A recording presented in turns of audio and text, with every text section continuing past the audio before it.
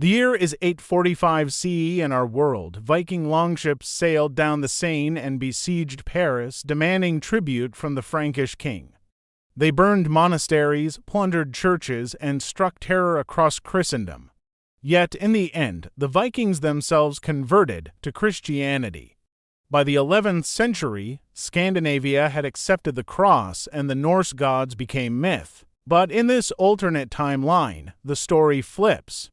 Instead of bending to Christianity, the Vikings bend Europe to the hammer of Thor and the wisdom of Odin. Imagine that moment in Paris. Ragnar Lodbrok, instead of taking silver and leaving, declares a new order. His priests, the Gogur, proclaim that Odin has granted victory and Paris must honor the Allfather. Instead of leaving with loot, Ragnar leaves temples, demanding that Franks worship the Norse pantheon as part of their tribute. The seeds of a religious revolution are planted. The transformation grows slowly but surely. Viking raids continue, but instead of being only about plunder, they become missionary campaigns. Priests travel with raiders carrying sacred hammers, carved runestones, and tales of the gods. Captured slaves are taught the sagas. Entire villages along the English coast adopt Odin for protection, believing the Norse gods more powerful than the Christian one who failed to defend monasteries. Paganism, instead of fading, spreads for ordinary people. The change is profound. A farmer in Mercia, once baptized as a Christian, now raises a small shrine to Thor in his fields, praying for rain and protection from raiders. A merchant in Paris wears a Thor's hammer pendant, not a cross, to show loyalty to the new faith that dominates trade networks. A child in York grows up not hearing about Christ's resurrection, but about Odin's sacrifice at Yggdrasil and Thor's battles with giants. The Christian saints give way to heroes of the sagas. By the 10th century, Norse faith spreads across northern Europe. England, long under Danelaw, adopts Norse customs. France, battered by raids, finds its nobility intermarried with Norse leaders. In Rome, the papacy faces crisis. Christianity, once dominant, struggles against resurgent paganism. Popes condemn Norse worship, but their armies falter, their churches burn. Slowly, the Norse pantheon becomes the religion of kings and peasants alike. The cultural transformation is astonishing.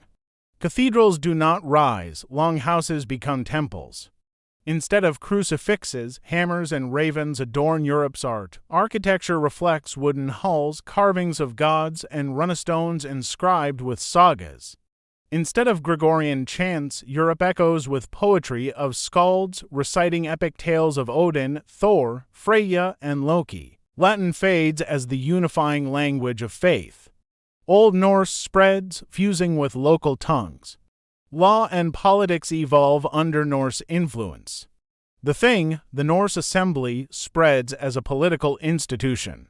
Instead of centralized monarchies sanctioned by the church, Europe grows into federations of chieftains and councils. Democracy, in its primitive Norse form, spreads earlier. Kings claim divine favor not from Christ, but from Odin's wisdom. In England, Alfred the Great never codifies Christian law. Instead, laws are shaped by sagas and assemblies. Christianity does not vanish entirely, but becomes a minority faith. Monks flee to remote regions, preserving scriptures in secret. Some blend Christian and Norse practices, praying to Christ as one God among many. But by 1100, the dominant religion across Europe is not Christianity but Norse paganism. The pantheon rules from Scandinavia to Italy, woven into every ritual of life. The ripple effects are enormous. Without Christianity as a unifying force, there is no papal power, no Holy Roman Empire, no centralized Christendom. The Crusades never occur. Instead, Europe focuses outward as Viking expansion continues, not as Christian knights, but as Norse explorers. Vinland, the Viking settlement in North America, is not abandoned.